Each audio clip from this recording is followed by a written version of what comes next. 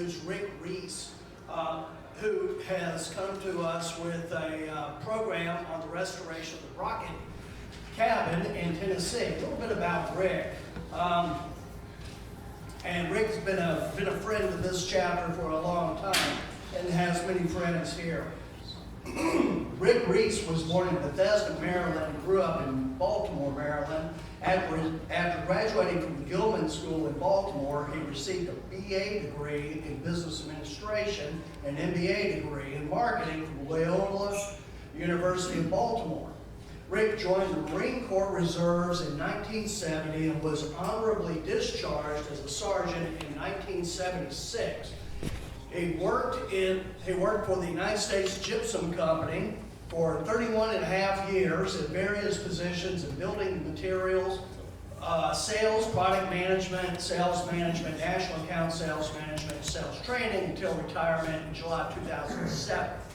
He was responsible for major projects with U.S. Gypsum that included business project manager for the USG Salesforce Automation Project, or Salesforce of 300, and project manager for the USG Oracle project implementation, training for supply chain, and cost projects for 70 manufacturing plant facilities.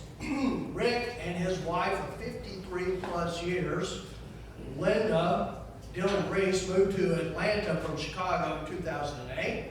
Linda is a member of the Martha Stewart Bullock chapter of the DAR.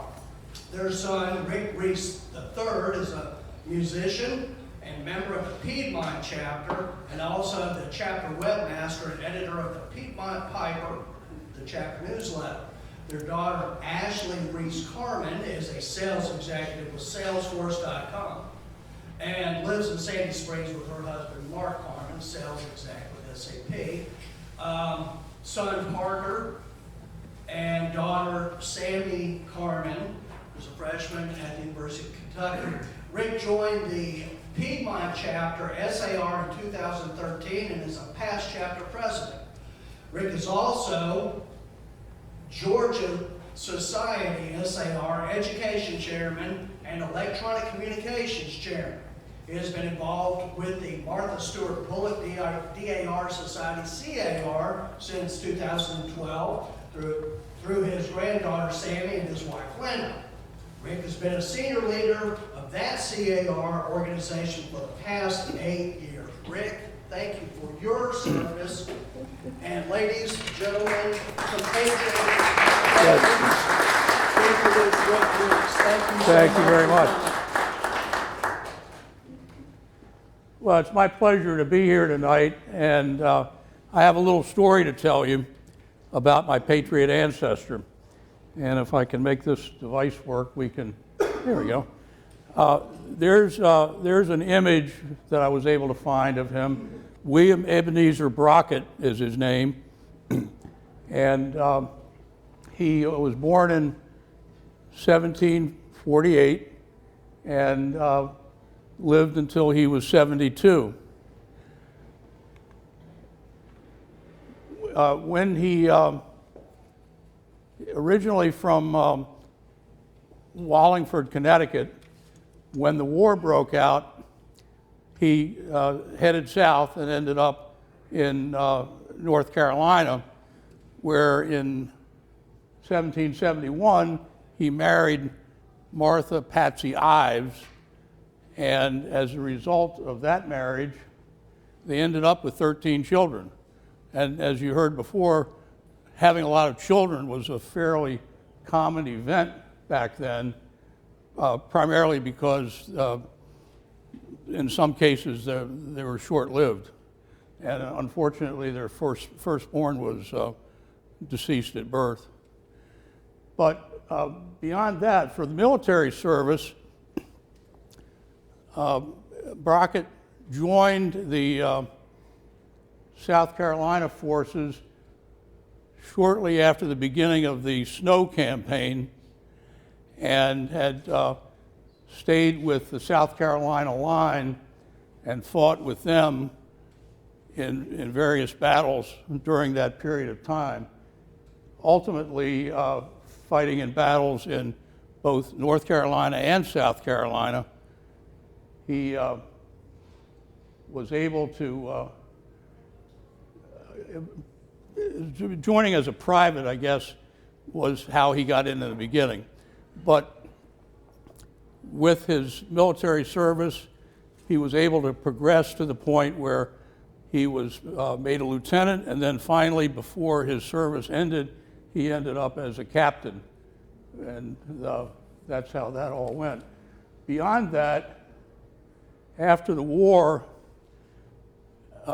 they moved to what is now New Bern, North Carolina, and began to raise their family. They were there for quite a while, and then later on moved to Tennessee, and at that point they continued to raise their family, and they ultimately built a house in Smith County, Tennessee, and raised 11 children in that house. To give you an idea of where that all was, Smith County is up toward the edge, and then the Brockett Cemetery, family cemetery, was actually across the road from where the house was located, and that happened to be in Macon County, Tennessee. So that's geographically where all that was. Now, there's the historical marker marking the Brockett family cemetery. And as you can see, he was associated with the South Carolina line. How this all began was I gave a similar talk to our Piedmont chapter early on when I joined, and it was short, maybe 10 minutes or so. It was written up in our newspaper, the Piedmont Piper. About 2 years later, I got a phone call at home, and the fellow on the other end said, "You don't know me, but I want to talk with you about your fourth great-grandfather."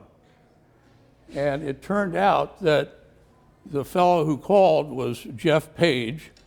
He had done research and found something about the Brockett family, and also had picked up, because of the internet capability, the article in the Piedmont Piper. So he had contacted me.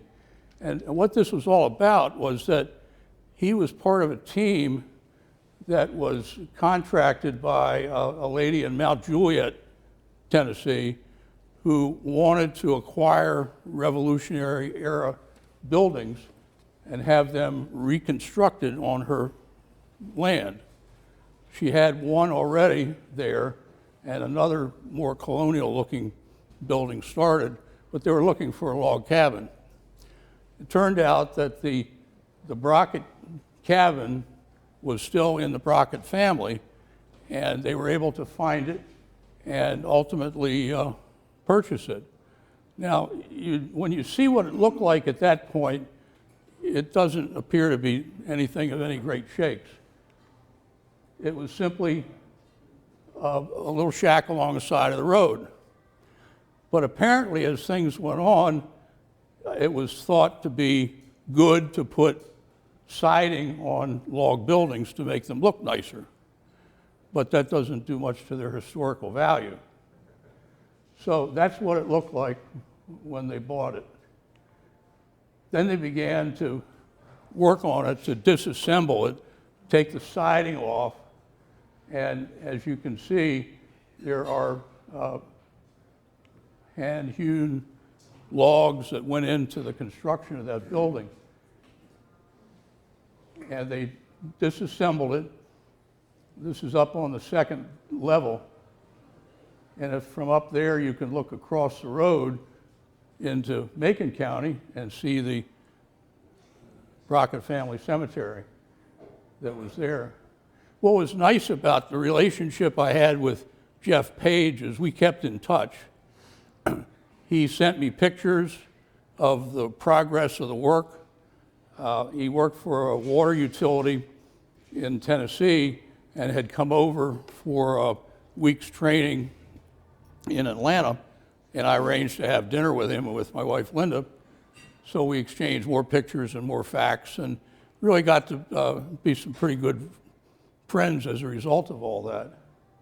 So as the progress went on, this is the headstone and the historical marker at the Brockett Cemetery for William Brockett.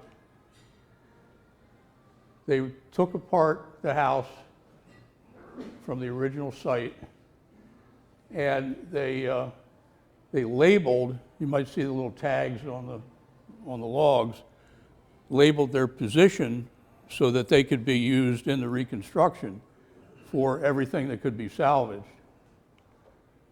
And then the salvageable lumber was stacked and then transported over to the new location. When they got started, they built a new foundation, and that's how the thing began. The walls began to take shape as they put the boards in. And you see how they're all notched to fit in place. They actually gave me 2 of those notched boards. I didn't bring them along with me tonight, but we have those at home. And the walls were beginning to take shape and the windows being framed. The doors and the upper floor joists were going in. And if you look at what you're looking at here, on this side is the front of the house, and to the right side is the fireplace opening. They build the roof trusses on top of that, put the roof on. That's the back porch. Now this side that you're looking at would have a normal fireplace like you'd probably find in a home these days. The other side, we'll see in a moment, was a lot larger. Here they were putting in the mortar screen in between the logs so they could put in cement. They've got the shingles and the mortar joints installed. And you get a general look at what it was taking shape to be. This is the other fireplace was known as the cooking fireplace. It was a lot bigger. It had a baking oven in it. All the meals were cooked in that area, and we'll look at that in more detail in a minute. But that's the house as it was taking shape. There were some excellent craftsmen that worked on this project, between the stonemasons and the carpenters and everybody else that was involved. So it really turned out very well, I thought.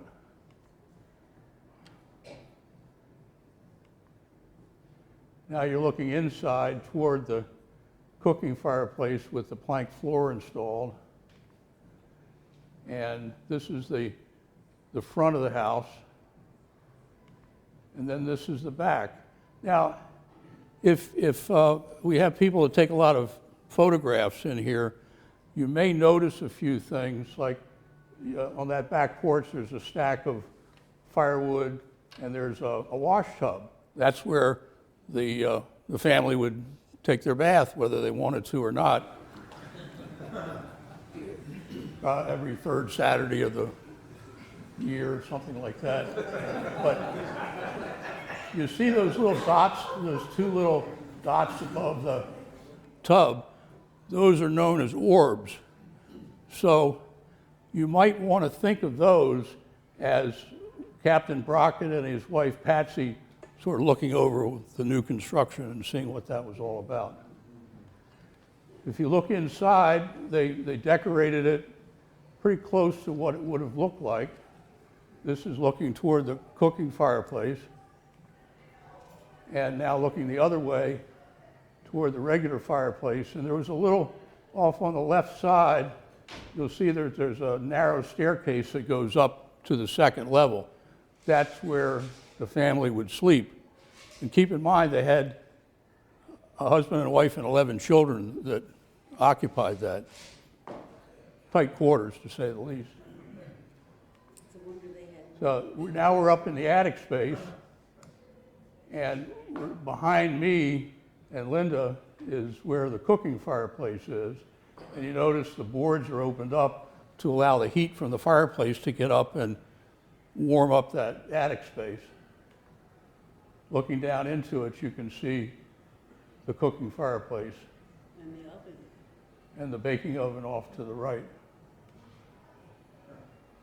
Looking the other way, there was a cupboard and some protective railing to keep you from falling down the stairs, but essentially it was just an open space, and that's where they would sleep. You can imagine almost Captain Brockett coming home, smelling dinner being prepared in the cooking fireplace, the smell of bread baking in the oven, maybe even spending an evening by the fireplace just relaxing. But this all would not have been possible without the work of Jeff Page and his crew, and my hat goes off to them. We were fortunate enough when it was constructed and completed, we were invited as a family to come over and enjoy a meal with a bunch of other people at that house. And I went over in uniform and sort of gave them an impromptu traveling trunk without any props, just shadow puppets and that sort of thing. But it was fun. We got to meet a lot of good people, and look forward to going back over there and see how the progress has been, because it's been a few years. But that's the story. Hope you enjoyed it. Yes? The fireplaces, did they bring that stone along, or was that harvested locally after he moved? No, I think they got that locally. Because it looked like from the original it was all brick. So they, yes, sir. Where did they relocate it to? From the cemetery to where on the property? Well, the cemetery is still where it was. Right. That did not move. Right. The house is now in an area outside Nashville called Mount Juliet. Not all that far from Andrew Jackson's Hermitage. Oh, is it like a museum or? No, it's privately owned. The woman is Beverly Elliott, and we're doing a ceremony at the Hermitage to dedicate a bench coming up a little later in March. And I'm going to try to reach out to Beverly and see if we could stop over there and take a look at the property and see how it's changed. Because I know they were going to continue to enhance it. And the other house that she'd built, she may have had another one beyond that even by now. Yes? Are those sunglasses historically accurate? Yeah. I think that was put in Photoshop. Just to, If it were true, they know it would be pretty swag. Yeah. but it was a lot of fun. We had a great time. Well, they did whitewash the walls. Yeah, that's what in the interior, they did whitewash the walls to make it a little brighter inside.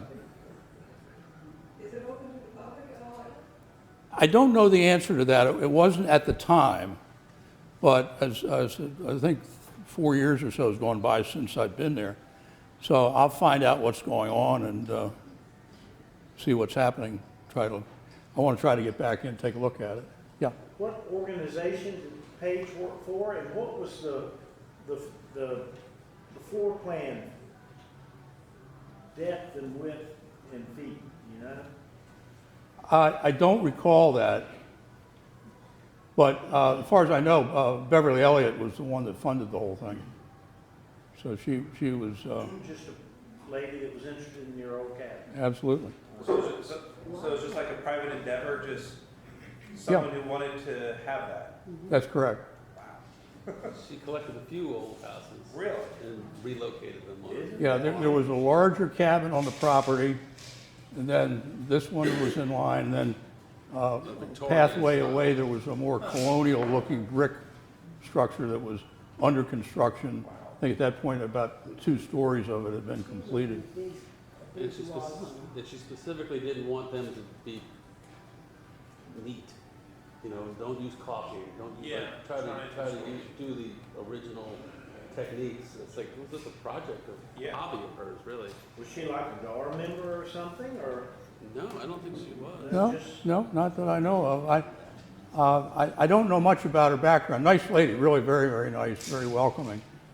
But she's still around. I'll reach out to her and find out. The windows weren't original, but they were older. They were from the 1600s, I think, the windows in the cabinet glass. Somehow she located that stuff. Yeah, but those weren't for they weren't for wall cabins. Right. They were for. And you could see the motion in the glass.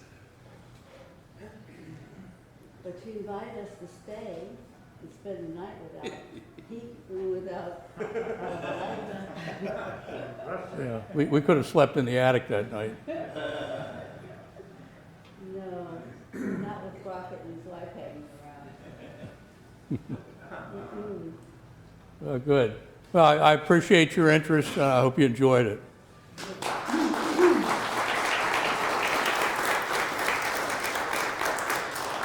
Rick, on behalf of the Captain John Collins chapter, I want to present this certificate of appreciation. Thank you for coming tonight and providing this enjoyable presentation. Thank you very much, John.